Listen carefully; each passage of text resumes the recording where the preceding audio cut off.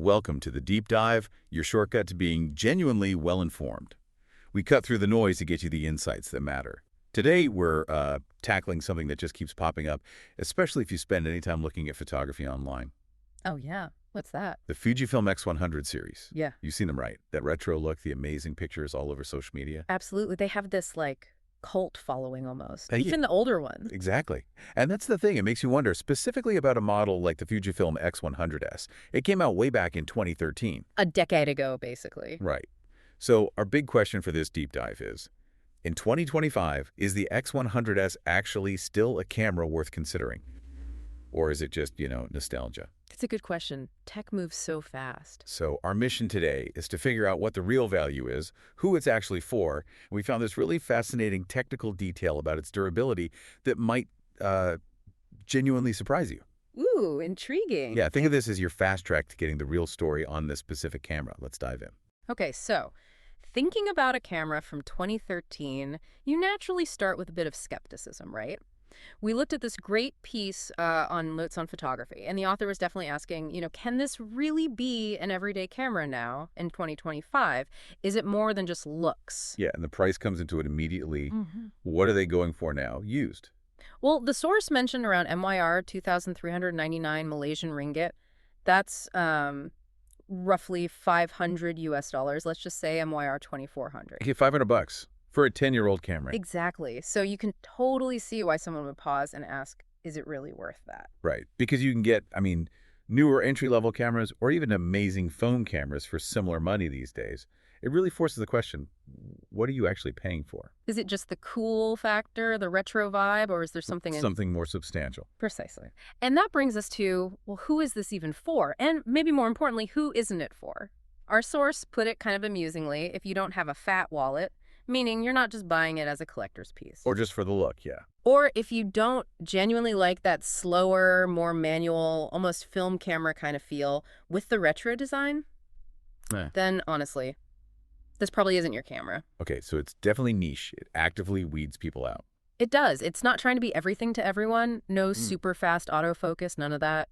But for the people who do like that deliberate style, maybe for street photography. That's where it gets interesting. For that group, the sources suggest it's potentially a perfect fit. It's seen as this affordable way into the whole X100 world. Affordable being the key word here, but we need context, right? Yeah. Affordable compared to what? Exactly, and the context is crucial. You look at the latest model, the X100BI. Which is what? Super expensive? Oh, yeah. Depending on where you look, it's somewhere between MYR 8,000 and MYR 9,000. Wow. Okay, so that's like $1,700 to $1,900 US. Compared to the MYR 2,400 or $500 US for the X100S. Okay, that is a massive difference. Suddenly, MYR 2,400 sounds pretty good if you want that specific X100 experience. It completely reframes it, doesn't it? It goes from old camera to accessible entry point into this really popular series. You get the feel, the handling, the look, without the huge price tag. Like getting a classic car that still runs great for the price of a basic new one. That's a good way to put it. But it's not just about the price or the niche appeal. This is where things got really interesting in our research. We found something about its durability, its actual construction, that's kind of mind-blowing. Ah, yes, the shutter count thing. Tell us about that. It's not what most people think, right? Not at all. So most digital cameras, they count how many times the shutter fires to take a picture. That's your shutter count, a measure of wear. Standard stuff. Right.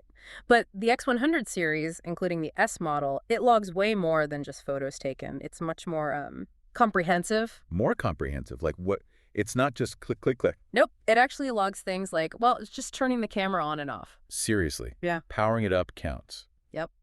And switching between the viewfinders, the optical one, the OVF, where you look through the glass. Like an old rangefinder. Exactly. And the electronic one, the EVF, the little screen inside.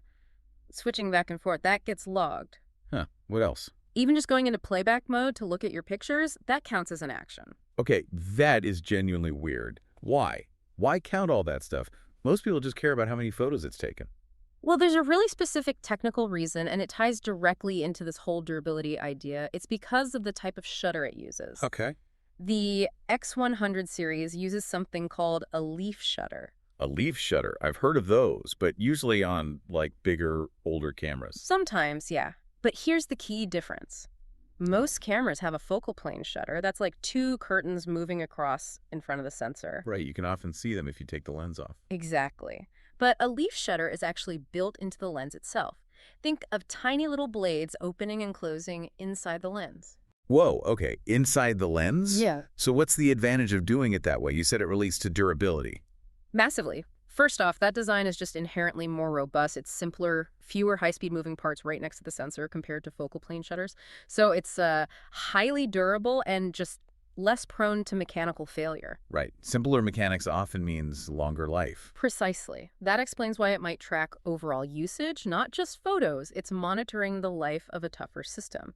But there's another huge benefit. Okay. It's also less susceptible to shake. Less shake, but it doesn't have IBIS, right? That in-body stabilization tech that moves the sensor. Correct. It doesn't need it as much. Because the leaf shutter operates so smoothly within the lens, it generates far fewer vibrations compared to the slap of a focal plane shutter. I see. So the shutter design itself makes the camera more stable. Exactly. You just don't get those tiny image blurring shocks as much. It contributes to a steadier shot without needing complex stabilization hardware. It's quieter, too. That makes a lot of sense for street photography, being quiet and stable. Absolutely. And one more thing about leaf shutters, they can sync with flash at much higher speeds. Oh, right. Like you can use flash in bright daylight without issues. Yes, exactly.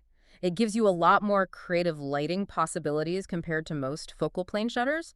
So this wasn't just a random choice. It was a deliberate engineering decision that affects durability, stability, and shooting flexibility. Okay, so let's pull this all together.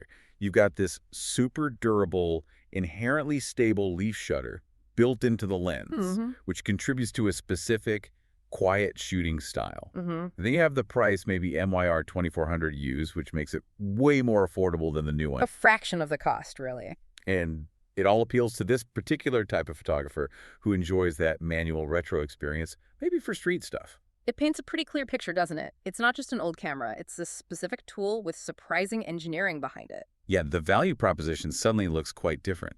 It's about the whole package, the design, the engineering, the experience. Exactly. The leaf shutter gives it this staying power, this character that goes way beyond just looking cool. It makes you ask what we really value the newest specs, or a tool that's built well and just works for a specific purpose, even years later. A really good point. Yeah. So let's summarize the key takeaways for you listening in. First, the X100S.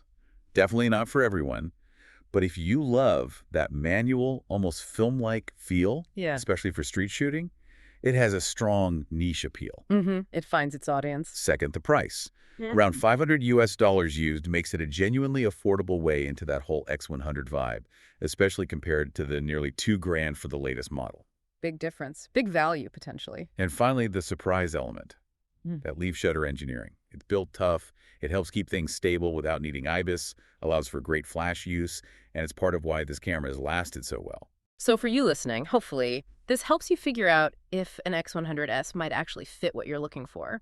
Or maybe it just gives you a new appreciation for, how design choices really shape a camera's character and longevity. Yeah, it's not just about the specs on paper. Not at all. It's the whole experience. Which leaves us with a final thought to chew on. In this world where we're always chasing the next big thing, the newest tech, what does a camera like the X100S, with its enduring appeal and unique engineering, tell us about what value really means? Yeah. Is true innovation always about adding more features? Or could it be about creating something focused, durable, and satisfying that just lasts? Is that timeless experience maybe more valuable than the constant upgrade cycle? Something to think about. Definitely something to think about. Thanks for joining us on The Deep Dive.